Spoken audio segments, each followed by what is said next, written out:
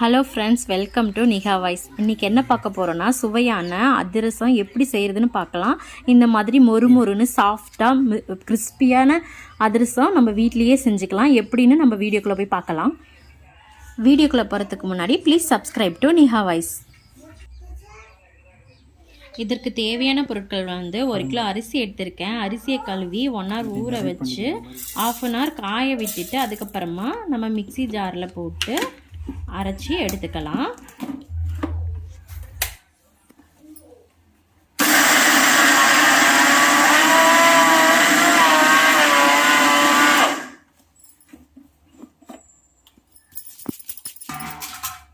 இப்போ அரைச்சி எடுத்தாச்சு. இந்த மாவு ரொம்ப நைஸாக அரைக்காமல் ஓரளவுக்கு இந்த மாதிரி நைஸாக இருந்தாலே போதும்.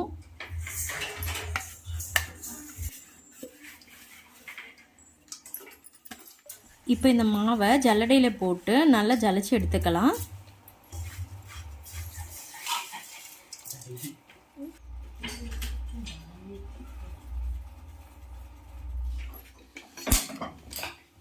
இப்போ அதிரசம் செய்கிறதுக்கு தேவையான வெள்ளைப்பாவு செஞ்சு எடுத்துக்கலாம்.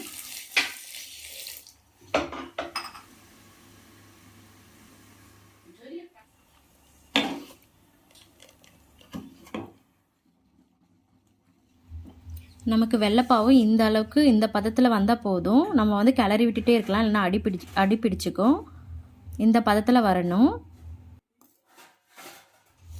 அரைச்சி எடுத்து வச்சுருக்க அரிசி மாவில் இந்த வெள்ளைப்பாவு கரைசலை சேர்த்து நல்லா மிக்ஸ் பண்ணி விட்டுக்கலாம்.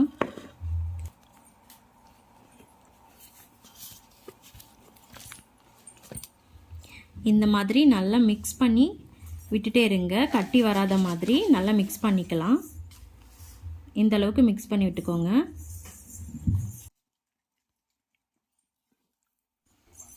நம்ம மிக்ஸ் பண்ணது இப்போ அதிரசம் செய்கிற பதத்துக்கு வந்தாச்சு. இப்போ பேனில் எண்ணெயை ஊற்றி காய வச்சுக்கலாம். எண்ணெய் காஞ்சதும் இப்போ மிக்ஸ் பண்ணி வச்சுருக்க இந்த அதிரச மாவை உருண்டை பிடிச்சு இந்த மாதிரி உருண்டை பிடிச்சிக்கலாம். உருண்டை பிடிச்ச இந்த மாவை இந்த மாதிரி தட்டி நம்ம எண்ணெயில் போட்டுக்கலாம்.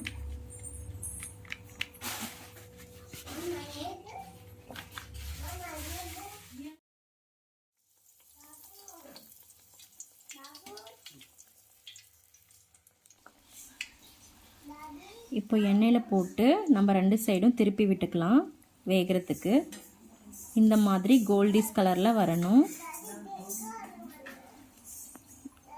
இந்த மாதிரி கோல்டிஷ் கலரில் வந்த பின்னாடி நம்ம எடுத்துக்கலாம்.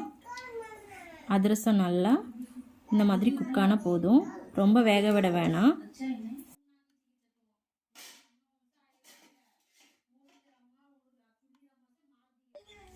இப்போ பாருங்கள், நமக்கு கிறிஸ்பியான அதிரசம் செஞ்சாச்சு. இப்போ நீங்களும் இந்த மாதிரி அதிரசம் செஞ்சு பாருங்கள். தீபாவளி ஸ்பெஷலாக ரொம்ப நல்லாயிருக்கும். Hope you like this video. Please subscribe to Niha Voice.